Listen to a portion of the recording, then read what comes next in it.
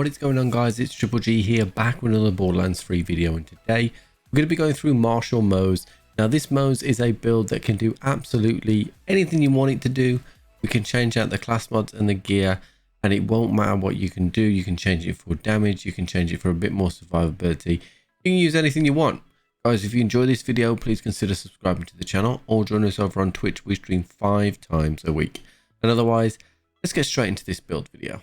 Okay, so first of all, let's talk through some of the skill tree. And one of the things that we're going to point out straight away is that we're not actually going to use Iron Cub. Iron Cub has a few issues, particularly with scaling. So we're not going to be using Iron Cub.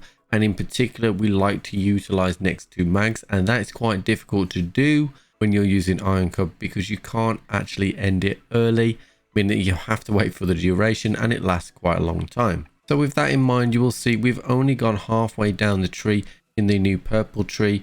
So we have 2 points into biofuel, 3 points into really big guns. Now I could have put 3 points into big surplus, but because we're going to be refunding our Iron Bear quite a few times, we're not actually going to have that much time on cooldown.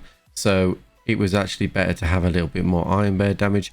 We're going to have 3 points in Harmonious Havoc, which is going to give us gun damage per matching item. And that does happen now and again, particularly with the loadout that we have. And then we're going to put 1 point in Fired Up, just for that extra fire rate. Because we're going to be providing dot damage quite often, because we're going to be using lots of elemental weapons. If we move on to the blue tree, this is where we are going to cap out. So we're going to go all the way down to short fuse. Lots of the usual suspects here. So firing the Skagsten, stainless steel bear, torque cross promotion.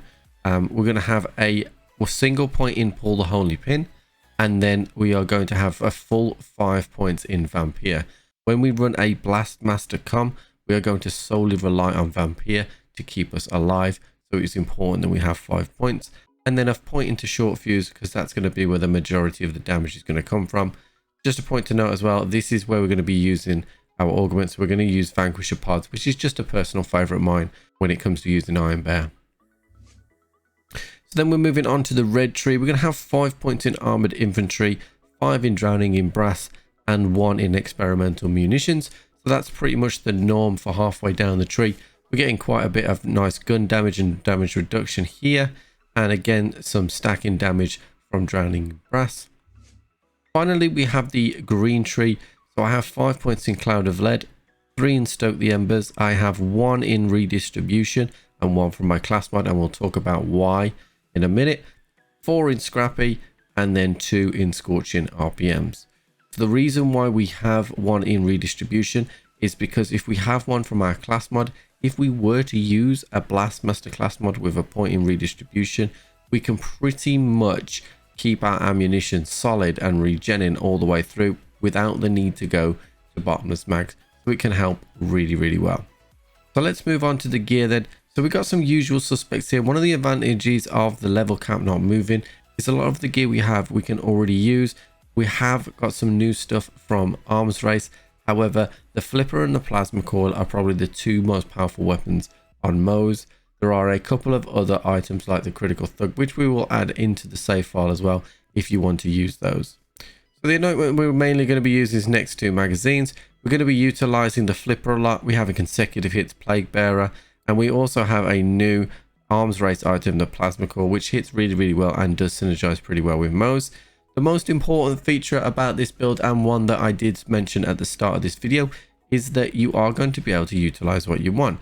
So say for example we have a Blastmaster here, and we talked about that point in Redistribution. This is going to give us ammo regeneration, but if you find that using this Blastmaster you can't quite stay alive, because that can happen at times, you can switch this out for a Sappercom, and you're still going to be able to do a significant amount of damage. Because in particular when you're using, for example, the Plague Bearer, you're not actually holding the trigger down, so you're not getting the most effect out of the Blastmaster. So you could switch that to a Sapper or something else and still do a ton of damage. In terms of the actual artifact, we're going to use a Pearl of Ineffable Knowledge here. We do have a level 1 cloning Maddening Tracker, so it doesn't kill yourself. And then we're using an Old God for that extra cryo damage, particularly when we're running a Radiation Cryo Mixed Flipper. Or we could swap that out. We have an Ultra here that will give us extra shields when we get out of Iron Bear. or we have a couple of transformers. So that is it for today's video, guys. Just remember that the save file is going to be on the Discord if you want to use it. You can also join our Discord if you want to link up with anybody else in terms of playing other things with Borderlands. And of course, there are tons of videos on the YouTube video. There are tons of videos on our channel now about arms race if you have any questions about that. But if you have enjoyed this video, please consider subscribing to the channel or join us over on Twitch. We stream 5 times a week. And otherwise, I'll catch you on the flip.